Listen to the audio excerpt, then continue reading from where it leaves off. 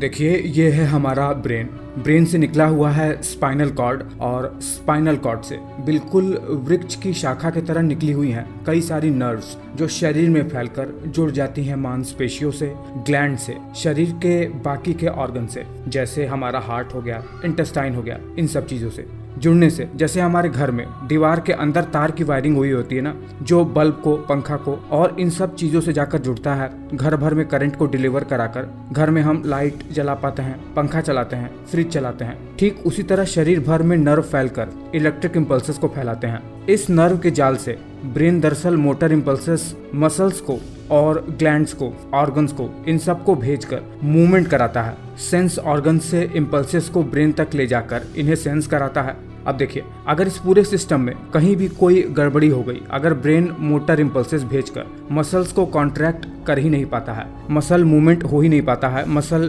Function loss हो जाता है, तो व्यक्ति को पैरालिसिस होता है, जिसे लकवा मारना भी कहते हैं हम लोग। इन शॉर्ट, अगर शरीर में स्केलेटल मसल से नर्वस टिश्यू का कनेक्शन खत्म हो जाए, या फिर नर्वस सिस्टम किन्हीं कारणों से मसल को सिग्नल न दे पाए कॉन्ट्रैक्ट होने के लिए, तो इसे ही पैरालिसिस कहते हैं। और ये कई कारणों से हो सकता है। अब ये लकवा परमानेंट भी हो सकता है, टेम्पररी भी हो सकता है, और कम एंड गो भी हो सकता है। डिपेंड करता है कि लकवा किस तरह का है। चलिए जानते हैं कि ये होता कैसे है। सबसे जो कॉमन कॉज है वो होता है स्ट्रोक का, जिसमें ब्रेन की ब्लड वेसल्स या तो ब्लॉक हो जाती हैं प्लाक की वजह से, या फिर इसमें ब्लड वेसल्स का हेमोरेज हो जाता है, जिससे ब्रेन टिश्यू में ऑक्सीजन न मिलने के कारण से ब्रेन के कुछ टिश्यूज मर जाते हैं, और ब्रेन का वो पर्टिकुलर मोटर एरिया इम्पल्स भेज ही नहीं पाता है, व्यक्ति मसल मूवमेंट कर ही नहीं पाता है, और व्यक्ति को पैरालिसिस हो जाता है। ब्रेन या फिर स्पाइनल कॉर्ड में अगर किसी भी तरीके की इंजरी हो जाए तो भी इम्पल्सेस ढंग से कंडक्ट नहीं हो पाते हैं। कुछ न्यूरोलॉजिकल कंडीशन जो सबसे ज़्यादा खतरनाक होते हैं, जैसे बच्चे के जन्म के समय ही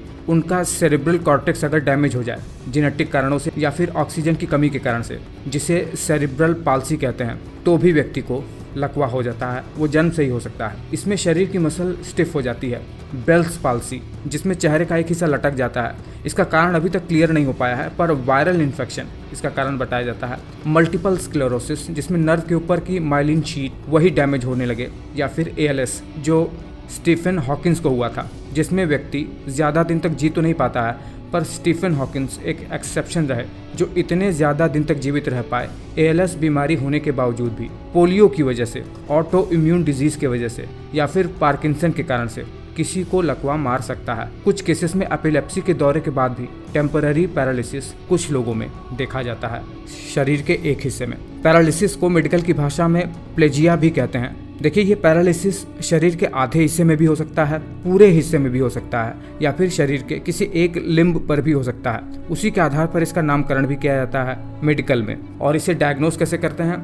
बॉडी की स्क्रीनिंग से, इलेक्ट्रोमायोग्राम से, CSF फ्लूइड के टेस्ट से, जेनेटिक टेस्ट से, माइलोग्राम से इसे डायग्नोस किया जाता है, और ट्रीटमेंट इसका डिपेंड करता है।